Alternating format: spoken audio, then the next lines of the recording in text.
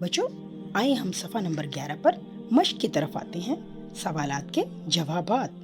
سبق کے مطابق درج ذیل سوالات کے جوابات لکھیں۔ آپ صلی اللہ علیہ وآلہ وسلم سے علم حاصل کرنے والوں میں کون کون شامل تھا؟ اس کا جواب ہے پڑوسی، بوڑھے، جوان، بچے اور عورتیں بھی شامل تھیں۔ سوال نمبر 2 ہے آپ صلی اللہ علیہ وآلہ وسلم کا انداز گفتگو کیسا تھا؟ اس کا جواب ہے آپ صلی اللہ علیہ وآلہ وسلم نہایت نرمی اور محبت سے گفتگو فرماتے، گویا موتی پرو دیے گئے ہوں۔ سوال نمبر 3 ہے اللہ تعالیٰ کا بندوں پر کیا حق ہے؟ بندہ صرف اللہ تعالیٰ کی عبادت کرے اور اس کے ساتھ کسی کو شریک نہ ٹھہرائے۔ سوال نمبر 4 ہے رسول اللہ خاتم النبیین صلی اللہ علیہ وآلہ وسلم کے ساتھ اونٹ پر کون سوار تھا؟ اس کا جواب ہے حضرت معاذ بن جبل۔ سبق کے مطابق درست جواب پر ٹک کا نشان لگائیں۔ نمبر 1 ہے قرآن مجید کی پہلی آیت اس لفظ سے شروع ہوتی ہے۔ اس کا جواب ہے جیم، اقرا۔ نمبر 2 ہے نبوت کا بنیادی مقصد ہی تعلیم و تربیت ہوتا ہے۔ اس کا جواب ہے انسانوں کی۔ نمبر 3 پر ہے آپ صلی اللہ علیہ وآلہ وسلم نے تعلیم کا خاص اہتمام فرمایا۔ اس کا جواب ہے بے، عورتوں کی۔ نمبر 4 پر ہے ایک مومن کو دوسرے مومن کی بیان نہیں کرنی چاہیے۔ اس کا جواب ہے بے، برائیاں۔ مشق کا تیسرا سوال ہے درست لفظ چن کر خالی جگہ پر کریں۔ معلم کی حیثیت سے ہمارے نبی صلی اللہ علیہ وآلہ وسلم کی ذات بے مثل مقام حاصل رکھتی ہے۔ نمبر 2 ہے آپ صلی اللہ علیہ وآلہ وسلم پوچھنے والے کو اس کے ظرف کے مطابق جواب دیا کرتے تھے۔ نمبر 3 ہے آپ صلی اللہ علیہ وآلہ وسلم کے دشمن بھی آپ سے علم حاصل کرتے تھے۔ سیکھنے کی 4 مہارتوں میں سب سے پہلے ہے سننا۔ استاد صاحب کو چاہیے کہ درست تلفظ کے ساتھ یہ سبق بآواز بلند کلاس میں پڑھیں اور طلباء اس کو غور سے سنیں۔ دوسری مہارت ہے بولنا۔ اپنے اسکول کے بزم ادب کے پروگرام میں رسول اللہ خاتم النبیین صلی اللہ علیہ وآلہ وسلم کے انداز گفتگو پر 2 منٹ کی تقریر کریں۔ تیسری مہارت ہے اس کو امپروو کرنے کے لیے ذیل کی عبارت درست تلفظ سے پڑھیں۔ نمبر 1 علم عاجزی اور انکسار کو پسند کرتا ہے۔ اس کا مقام وہ دل ہرگز نہیں ہو سکتا جہاں تکبر اور غرور پنپتا ہو۔ طالب علم کا فرض ہے کہ علم کی قدر پہچانے اور اس کے حصول کے لیے عاجزی کا اظہار کرے، اپنے استاد کا احترام کرے، سوال کرتے وقت تہذیب کا دامن تھامے رکھے۔ جو طالب علم استاد کا احترام نہیں کرتا وہ علم کی دولت سے محروم رہتا ہے۔ اگلی مہارت ہے لکھنا۔ درج ذیل الفاظ کو اپنے جملوں میں استعمال کریں۔ پہلا ہے معلم، دوسرا ہے متلاشی، تیسرا ہے ذہن نشین۔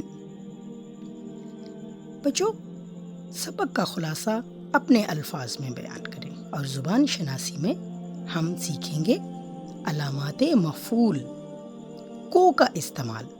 اردو زبان میں حرف کو بطور علامت مفعول استعمال ہوتا ہے۔ مثلاً صفیہ نے شائستہ کو آواز دی، حارث نے کتے کو مارا۔ ان دونوں جملوں میں کو علامت مفعول ہے۔ نمبر 1 ہے جب فعل کا ایک مفعول ہو اور وہ جاندار ہو تو اس مفعول کے ساتھ حرف کو آتا ہے۔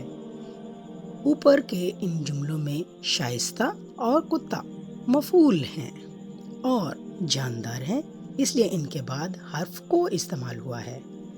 نمبر 2 ہے جب مفعول بے جان ہو تو اس کے ساتھ حرف کو استعمال نہیں ہوتا۔ ہم بے جان مفعول والے جملے کو اس طرح نہیں لکھ سکتے۔ عامر نے درخت کو دیکھا، مفعول درخت ہے اور بے جان ہے، اسے یوں لکھیں، عامر نے درخت دیکھا۔ نمبر 3 ہے اگر کسی جملے میں نام کی بجائے لفظ آدمی استعمال ہوا ہو تو اس کے ساتھ بھی کو استعمال نہیں ہوتا۔ مثلا حمید نے ایک نیک آدمی دیکھا۔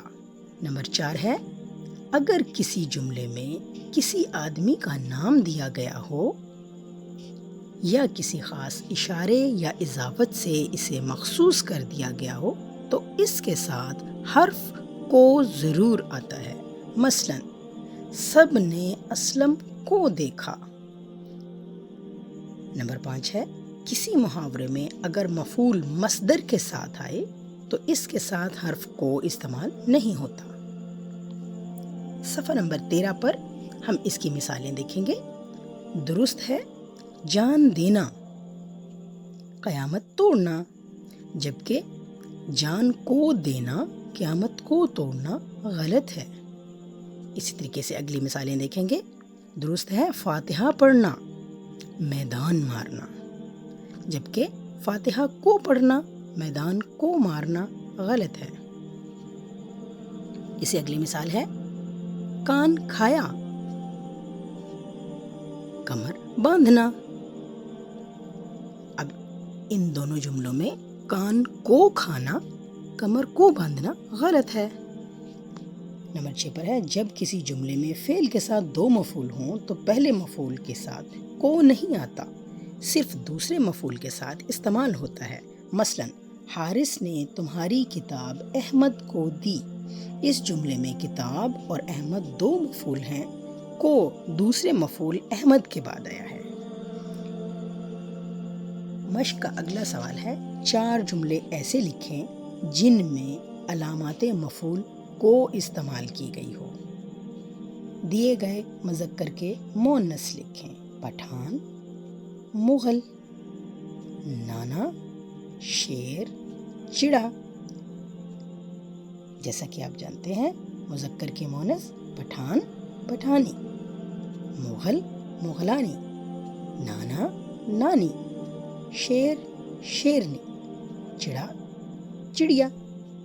اگلا سوال ہے درج ذیل جملوں میں خط کشید الفاظ کے متضاد لگا کر جملے مکمل کریں۔ نمبر 1 ہے اس کتاب کو الٹا یا، یہاں کیا آئے گا؟ الٹا کا متضاد ہے سیدھا۔ اس کتاب کو الٹا یا سیدھا جیسے چاہو کھولو اور پڑھو، کھول کر پڑھو۔ نمبر 2 ہے مغل بادشاہ ہندوستان کے سیاہو، اس کا متضاد کیا ہے؟ سفید، سیاہو سفید کے مالک تھے۔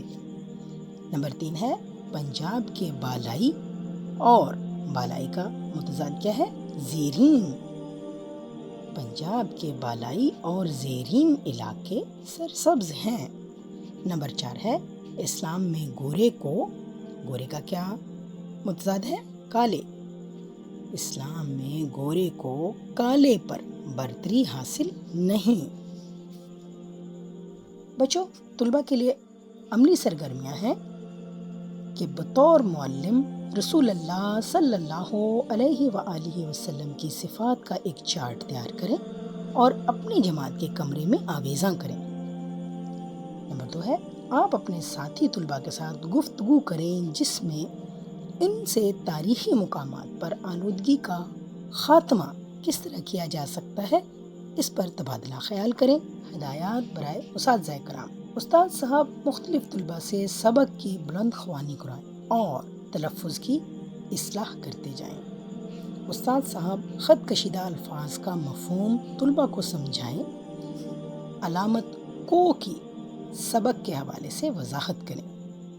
طلباء کو سیرت رسول صلی اللہ علیہ وآلہ وسلم کی کتب سے بطور معلم رسول اللہ صلی اللہ علیہ وآلہ وسلم کا کوئی واقعہ سنائیں۔